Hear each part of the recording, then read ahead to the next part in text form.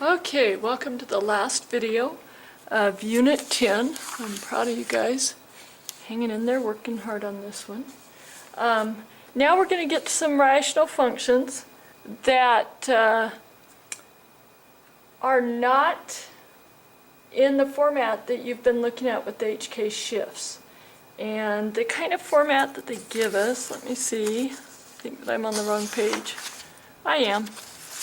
This should be page 20. I've got my notes mixed around. The kind of format that they're going to give you sometimes with rational functions is like this. 3x plus 4 over 4x minus 5. And I just want you aware that you can still graph them just as easily as the HK format, but it may be nicer to switch them into HK format. First thing you can do is you can say, well, you know that the denominator can't be equal to 0. That will end up being your vertical asymptote if you set that denominator to 0 and solve it. So you would have 4x equals 5, x equals 5/4. Okay? So that's your vertical asymptote there. Now to find the horizontal asymptote, they actually take you through where you take that top binomial and divide by x. That'll cancel and you get 3 plus 4x over, and then you take the bottom one and divide by x and you'll get 4 minus 5 over x. This helps you to find the horizontal asymptote, because what you'll find is if you plug in values without a boundary, let's say we get up to the millionths, 3 plus 4 millionths is very, very close to 3.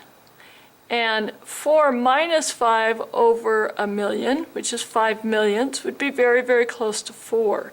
So they want you to see that that's how they're establishing what the horizontal asymptote is. An easier way to look at that, just a shortcut, is to take your BD value or your coefficients, and that is your horizontal asymptote. So 3 over 4. For this one. Okay, now we go ahead and we draw this in a graph, and I'm going to go slightly off camera with part of it because it's such a big problem. But we know that the vertical asymptote is 5/4, so we come to 5/4 on the x-axis, just past 1. Sorry, I had to turn it to get a straight line, relatively straight line. So that's our 5/4 is our vertical asymptote. And then the horizontal is 3/4, so just below 1 is our y asymptote. Now we just choose a reference point, just one, just past the vertical asymptote, just here to the right of it, and then one to the left of it, and that'll give us an idea of which quadrant or which quadrant of the asymptotes the graph is laying in, because we know that it's going to be that angel wing shape. We've just got to verify where it's at. Okay, so this is at 5/4. It's easy to choose 2. I'm just going to plug it back into this equation. So I have 3 times 2 plus 4 over 4 times 2 minus 5. 3 times 2 is 6. 6 plus 4 is 10.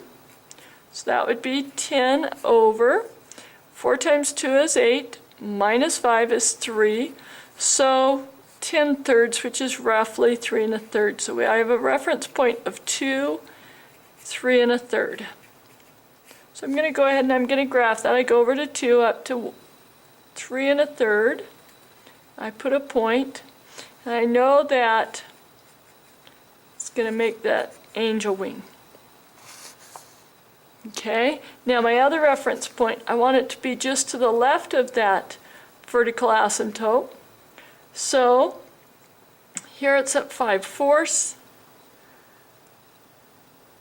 I think my next closest whole number would be a 1, so 3 times 1 plus 4 over 4 times 1 minus 5. 3 times 1 is 3, plus 4 is 7. 4 times 1 is 4, minus 5 is minus 1. So I find at 1 that it's at -7. So down here at 1, it's clear down here at -7. Okay. So that gives me the reference points. You just need 2 reference points once you've found your asymptotes. Kind of like before when I said it's a rough sketch. We can use a graphing calculator to verify where it's at. So,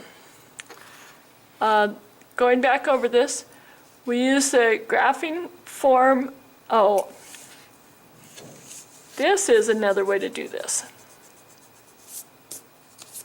Okay, now what we're going to look at is if we have 3x plus 2 over x minus 1 to graph it, and we want to just switch it into the graphing format.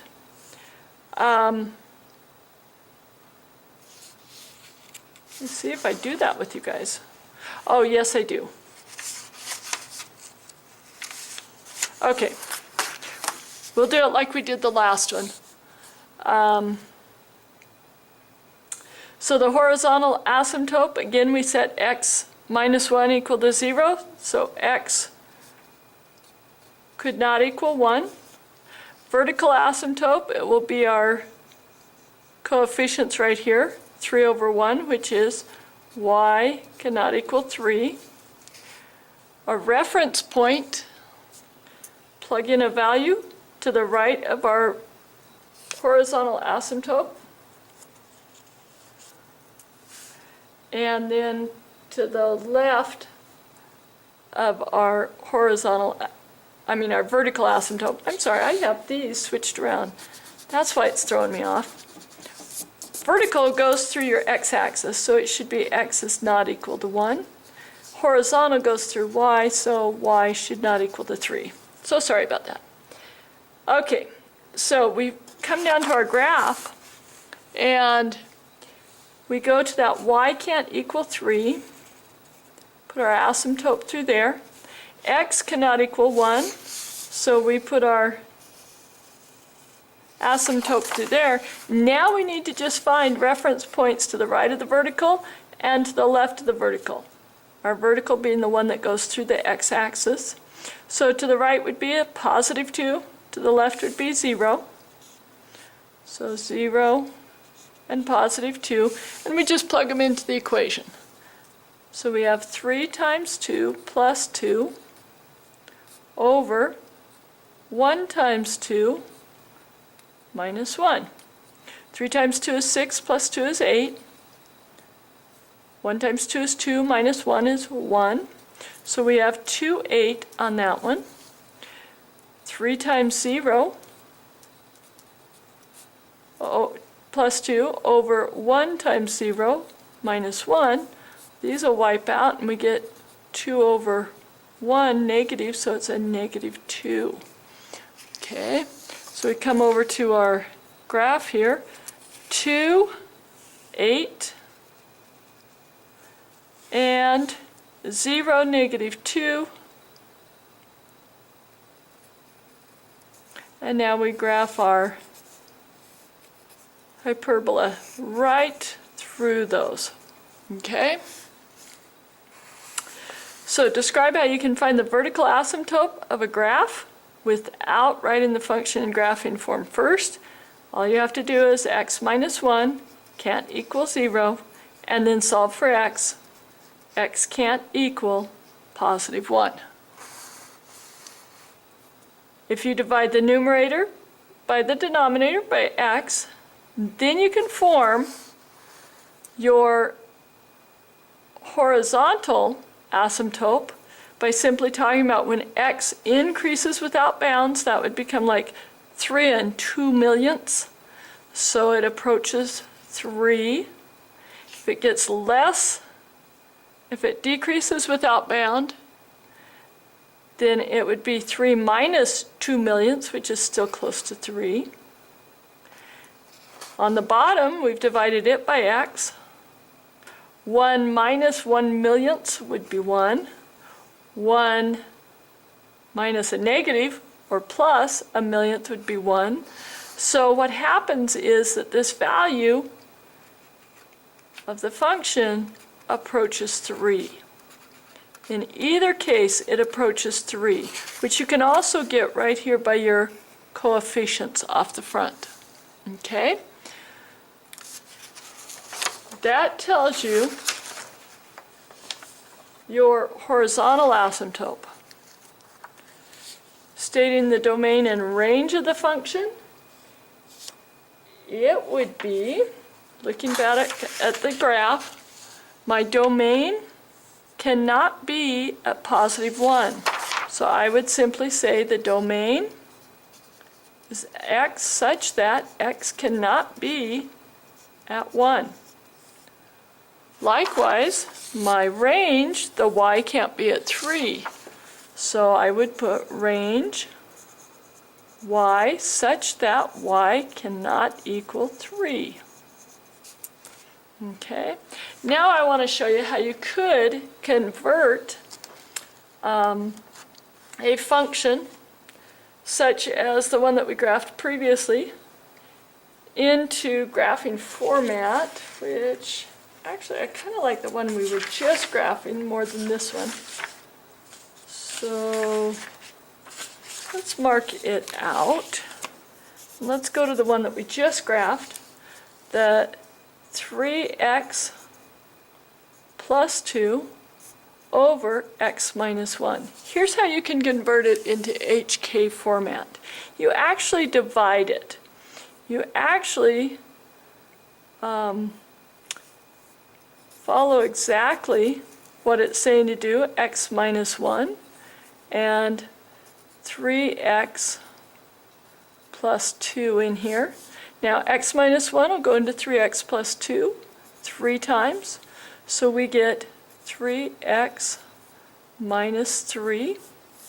We would subtract that. That wipes out, and we get 5 there. So watch, this is going to convert that into HK format.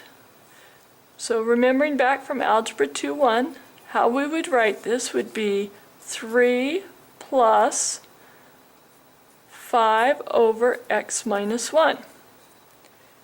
Now, to make graphing format, we bring this to the front, so it's 5 over x minus 1 plus 3. Now, how does that help us? Look at what we drew back on page 21. Well, this shows us that our vertical asymptote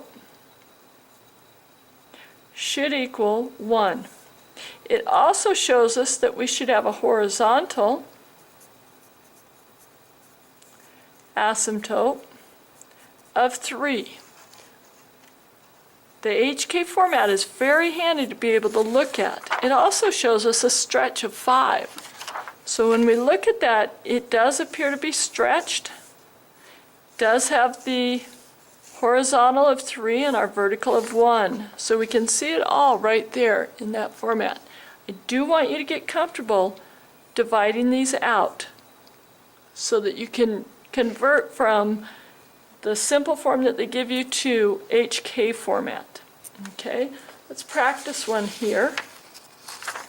We would take x, get it up on screen, x minus 5 into 3x minus 14. X will go into 3x 3 times, so that's 3x minus 15. Now we change their signs and add. or we're subtracting, either way you look at it. 3x minus 3x wipes out. Negative 14 and a positive 15 is plus 1. We would write that answer 3 plus 1 over x minus 5. Now to put it in graphing format, it would be 1 over x minus 5 plus 3. So that should be in that line up there. Now we're going to go ahead and graph it. We have our